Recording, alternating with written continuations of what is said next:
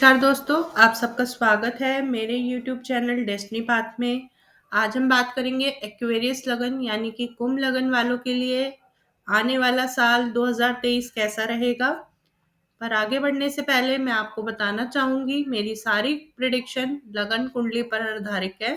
यानी कि अगर आपकी लगन कुंडली में 11 नंबर लिखा है तो ये प्रिडिक्शन आपके लिए महत्वपूर्ण रहेगी। अगर आपकी चंद्र कुंडली में 11 नंबर लिखा है तो ये प्रिडिक्शन ना सुने, इससे आपको कोई बड़ा लाभ नहीं होगा।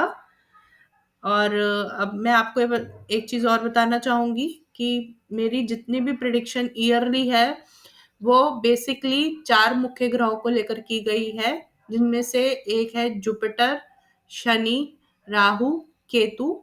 क्योंकि इनका गोचर एक राशि में लंबे समय के लिए रहता है, इसलिए इनका प्रभाव भी हमारे जीवन में ज्यादा लंबे समय तक रहता है। और हमें जितना भी सुख है वो गुरु से मिलता है, और जितनी भी पीड़ाएं होती हैं वो कहीं ना कहीं शनि, राहु एंड केतु की देन होती है। इसलिए इनके गोचर को बहुत ज्यादा महत्व दिया गया है ज्योतिष शास्त्र में। अब हम बात करते हैं, पहले आपके लग्नेश से बात कर के को लेकर बात करते हैं। आपके लग्नेश शनि जो कि 17 जनवरी 2023 को आपके फर्स्ट हाउस में आ रहे हैं। यानी कि 17 जनवरी से अगर हम 2.5 साल पीछे जाएं तो इस शनि के गोचर ने, यानी कि शनि आपके द्वादश भाव में थे यानी कि 12th हाउस में थे, यहाँ कहीं ना कहीं 2.5 साल इन्होंने आपको बहुत स्ट्रेस दिया होगा। आपकी सेहत भी खराब रही होगी। कहीं ना कहीं जेल योग, हॉस्पिटलाइजेशन योग या पीठ पीछे षड्यंत्र के योग ये शनि देता है। और ये 2.5 साल में आपने अनुभव भी करा होगा। आपने देखा होगा कि कहीं ना कहीं आप कहीं बहुत ज्यादा मानसिक तनाव में भी रहे होंगे। लेकिन ये अब शनि जो है वो 17 जनवरी 2023 को आपके फर्स्ट हाउस में आ जाएंगे। फर्स्ट हाउस में आने की वजह से क्या होगा, कहीं ना कहीं आपका काम बढ़ेगा या आपकी जवाबदारी दारी बढ़ेगी। कोई ना कोई नया खुद का बिजनेस भी शुरू कर सकते हैं, जैसे मैंने लिखा है आय का नया सूत्र देंगे इस साल आपको ये।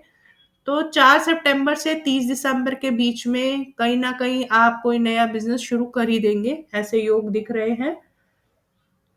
तो अब हम आगे बढ़ते हैं, बात करते हैं हम राहु ग्रह की। राहु ग्रह आपके तीसरे भाग में है, यानी कि आपके थर्ड हाउस में है, मेष राशि में है।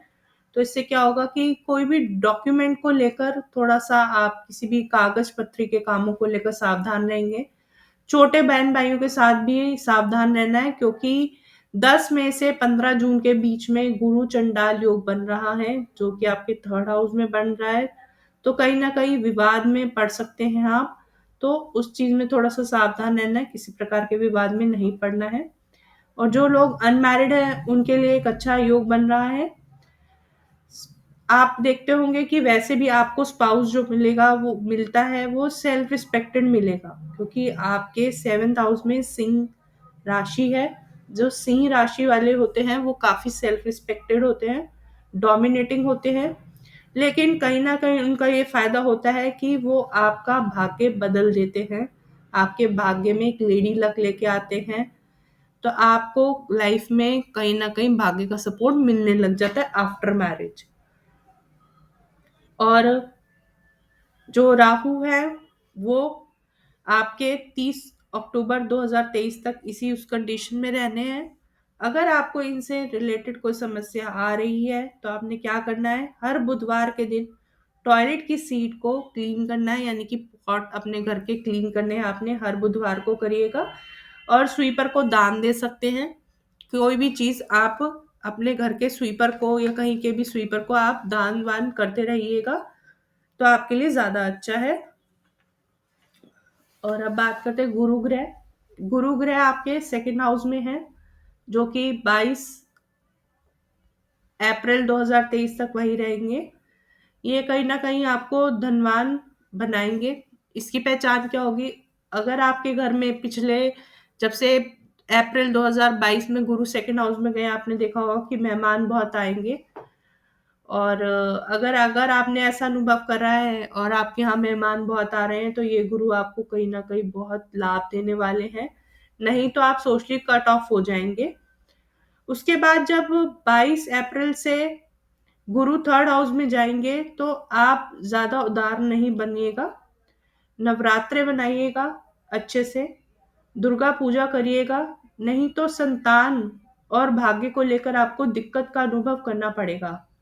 और हर चीज वैसे आप भगवान के भरोसे छोड़ ही देते हैं तो इस समय भी आप छोड़ दीजिएगा, लेकिन दुर्गा पूजा और कन्या पूजन जरूर करिएगा। अब केतु जो है वो आपके नवम भाव में है, यानी कि कहीं ना कहीं भाग्य की मदद मिलती रहेगी आपको। आप अपने पूर्वजों का श्राद्ध जरूर बनाइएगा। पाठ पूजा करने से भाग्य आपका साथ देगा। हो सके तो स्ट्रीट डॉग्स की यानी कि गली के कुत्तों की सेवा करिए या गणेश जी की उपासना करिए इस टाइम पर।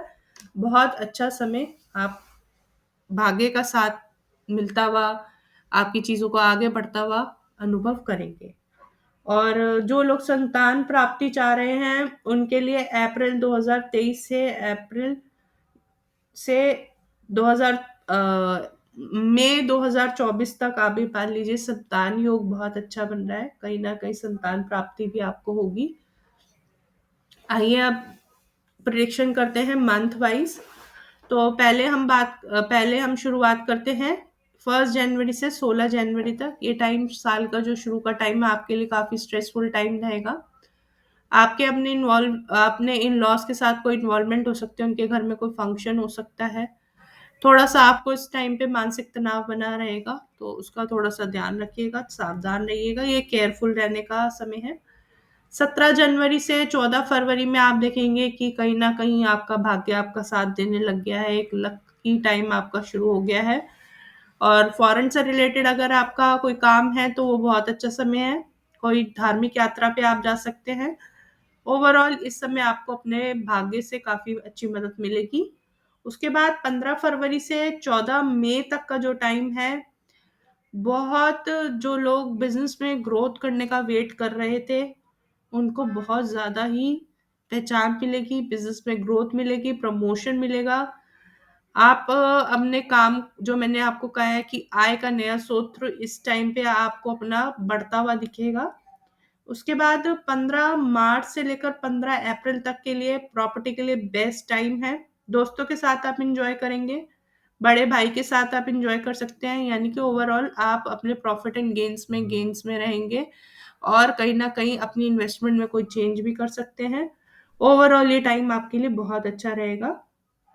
अब 16 अप्रैल से 21 अगस्त तक का जो टाइम है वो थोड़ा सा आपके लिए खर्चे का टाइम है। आप थोड़ा अकेलापन महसूस करेंगे और जिंदगी की गति आपको कहीं ना कहीं टूटती हुई दिखेगी। अगर आप फॉरेन रिलेटेड कामों में हैं या फॉरेन लैंड से रिलेटेड कोई काम कर रहे हैं तो आपके लिए बेस्ट टाइम है। नहीं तो खर्चा बहुत होगा, कहीं ना कहीं आप डिसअपॉइंटमेंट फील करेंगे। उसके बाद 22 अगस्त से 14 अक्टूबर तक का टाइम प्रॉपर्टी लेने के लिए लेंगे, इन्वेस्टमेंट के लिए अच्छा टाइम है। पर थोड़ा सा सावधान रहेंगे, ऐसा ना हो कि किसी प्रकार की डिस्प्यूटेड प्रॉपर्टी या गलत प्रॉपर्टी में आप फंस जाएं, तो सावधान रहिएगा।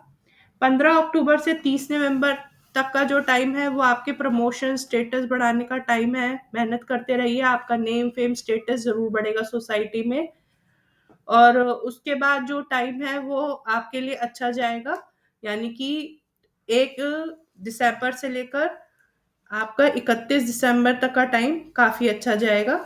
आप इस टाइम पे देखेंगे कि कहीं ना कहीं आपका जो काम है वो एक्सपैंड कर रहा है, बिजनेस आपका आगे बढ़ रहा है, किसी बड़े आदमी से आप मुलाकात कर सकते हैं, कहीं ना कहीं आपकी कोई बहुत बड़ी बिजनेस डील भी हो सकती है।